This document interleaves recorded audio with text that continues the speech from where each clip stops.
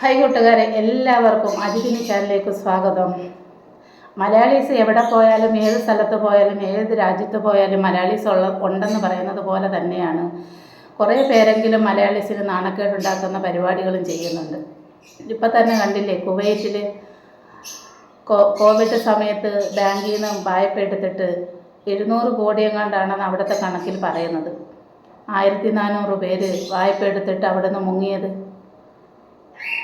അപ്പോൾ അവിടെ ജോലി ചെയ്യുന്ന ബാക്കിയുള്ളവരെ ആ കുവൈറ്റ് ഗവൺമെൻറ് എങ്ങനെയായിരിക്കും നോക്കിക്കാണുന്നത്? 100 പേരെടുക്കുകയാണെങ്കിൽ 10 പേര് അതിനകത്ത് ഇതുപോലുള്ള വൃത്തികേട് കാണിച്ചു കഴിഞ്ഞാൽ ബാക്കിയുള്ളവർക്കൂടല്ലേ പേര്?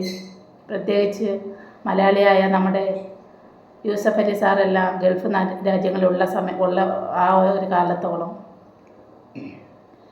എന്തിനു വേണ്ടിയിട്ടാണ് ഇതുപോലെ വായ്പ എടുത്തിട്ട് അത് തിരിച്ചടയ്ക്കാതെ അവിടെ വിട്ട് വേറെ രാജ്യങ്ങളിലേക്ക് പോകുന്നത്? മലയാളീസിനെ സംബന്ധിച്ചിട്ട് അത് ശരിയാണോ?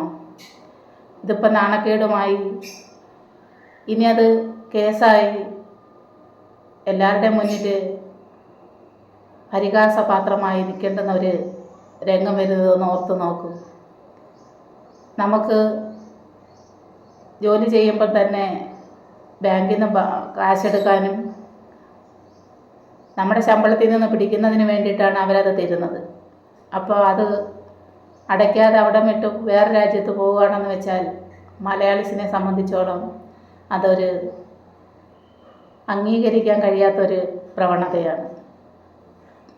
ആ 1400 പേര് ആ കാശും കൊണ്ട് പോയെങ്കിൽ അവർ സമ്പാദിച്ച് അവരല്ലെങ്കിൽ എന്തെങ്കിലും കെട്ടിപ്പടുത്തെങ്കിൽ ഇന്ന് സമൂഹത്തിൻ്റെ മുന്നിൽ അവർ ചോദ്യചിഹ്നമായി നിൽക്കുകയാണ്. എവിടെ പോയാലും കാണും ഏതെങ്കിലും ഒരു മലയാളി ഏത് ഒരു കാര്യം നടന്നാലും അതിൻ്റെ തലപ്പത്ത് അല്ലെങ്കിൽ ഒരാളെങ്കിലും മലയാളീസ് കാണും അതിനകത്തൊരു ആ ഒരു കർമ്മം ചെയ്യാൻ. ഇനി മലയാളീസിനെ വെളിനാട്ടിലുള്ള ആൾക്കാരൊക്കെ എങ്ങനെ കാണുമെന്ന് നമുക്ക് ഊഹിക്കാവുന്നതേ ഉള്ളൂ. ഇതുകൊണ്ടാണ് ആരും വായ്പ കൊടുക്കാത്തത്. എവിടെ ആയാലും, കേരളത്തിലായാലും ഇന്ത്യയിലായാലും മറ്റ് രാജ്യങ്ങളിലായാലും ഇതുപോലൊക്കെ വൃത്തികേട് കാണിക്കുന്നുണ്ടല്ലേ. ഞാൻ അറിഞ്ഞതപ്പം നിങ്ങളെ ഒന്ന് പറയാമെന്ന് വിചാരിച്ചു. അപ്പോൾ ചേച്ചിപ്പെട്ട് വരാം. ബൈ.